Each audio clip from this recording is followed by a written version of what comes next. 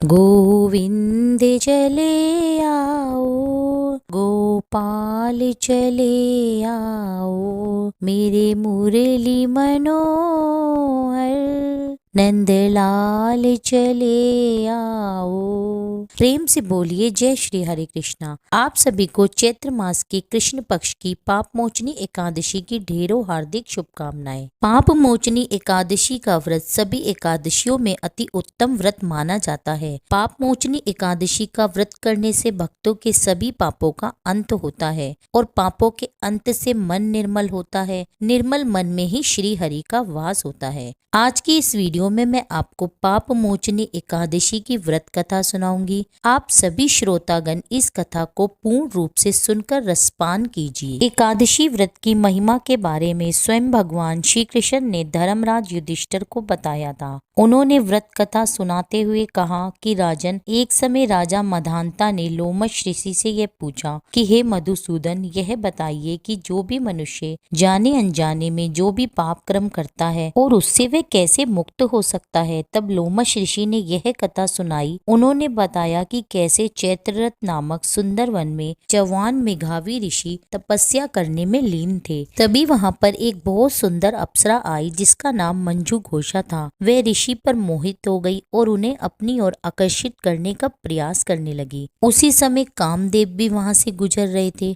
उनकी दृष्टि अप्सरा पर पड़ी तो उन्होंने भी उसकी मनोस्थिति समझते हुए उसकी सहायता की, जिससे अप्सरा अपने प्रयास में सफल हो गई और ऋषि काम पीड़ित हो गए और उस अप्सरा के वशीभूत हो गए। इसके बाद ऋषि भगवान शिव की तपस्या भूलकर उस अप्सरा के साथ रमन करने लगे। अपना सारा ध्यान तपस्या से खो बैठे। इस प्रकार उस सुंदरी अप्सरा के प्रेम में पड़कर अपने जीवन के उन्होंने कई वर्ष व्यर्थ ही गंवा दिए। काफी लंबा समय बीत जाने के बाद मंजू घोषा ने मेघावी ऋषि से फिर से स्वर्ग लोक जाने की अनुमति मांगी, जिससे ऋषि को उस समय आत्मज्ञान हुआ कि उनके साथ छल किया गया है और उनकी तपस्या भंग हो गई है। इस प्रकार ऋषि को अपनी गलती का एहसास हुआ। यह सब जानकर ऋषि अत्यधिक क्रोधित हो उठे और उन्होंने क्रोध के कारण मंजू घोषा को बदसूरत और पिशाचिनी बन जाने का श्राप दे दिया। इस तरह अपना सुंदर रूप खोकर वह अप्सरा अपनी गलती का प्रायश्चित करने लगी। तब वह अपनी गलती के पश्चाताप के लिए ऋषि के चरणों में गिर गई और क्षमा मांगने लगी। कई बार प्रयासों के बाद ऋषि ने अपना क्रोध शांत करके उसे चैत्र मास के कृष्ण पक्ष की एकादशी के दिन आने वाले व्रत के बारे में बताते हुए कहा कि तुम सभी अनुष्ठानों का पालन कर पूरे विधि विधान से इस व्रत को रखोगी, तब तुम्हें मेरे द्वारा दिए गए श्राप से मुक्ति मिल जाएगी। मंजू घोषा ने ऋषि द्वारा बताए गए इस पाप मोचनी एकादशी व्रत को पूरी सच्ची श्रद्धा और पूर्ण विश्वास के साथ नियमों का पालन करते हुए किया, जिससे उसे उसका खोया हुआ सुंदर रूप सौंदर्य वापस मिल गया और वह ऋषि को धन्यवाद देती हुई वापस अपने स्वर्ग लोक को प्रस्थान कर गई। इस घटना के बाद मेघावी ऋषि अपने पिताजी के आश्रम में गए और सारी घटना को उन्हें विस्तार पूर्वक बताया। इस पर उनके पिता चौहान ऋषि ने कहा कि हे पुत्र, ये तो तुमने भी बहुत बड़ी गलती की है, जिससे कि आज तुम भी पाप के भागीदार बन चुके हो। इसलिए तुम्हें भी पाप मोचनी एकादशी का व्रत अवश्य ही करना चाहिए। तब मेघावी ऋषि ने भी पूर्ण श्रद्धा, विश्वास और नियमों का पालन करते हुए इस एकादशी व्रत को रखा, जिसकी पुण्य प्रताप से वह ऋषि भी पाप मुक्त होकर अंत में स्वर्ग लोक को गए। पाप मोचनी एकादशी व्रत अति उत्तम व्रत है, जिसके रखने मात्र से सभी मनुष्यों के सभी प्रकार के पापों का अंत हो जाता है और इस व्रत को करने से 100 गोदान करने के बराबर फल प्राप्त होता है।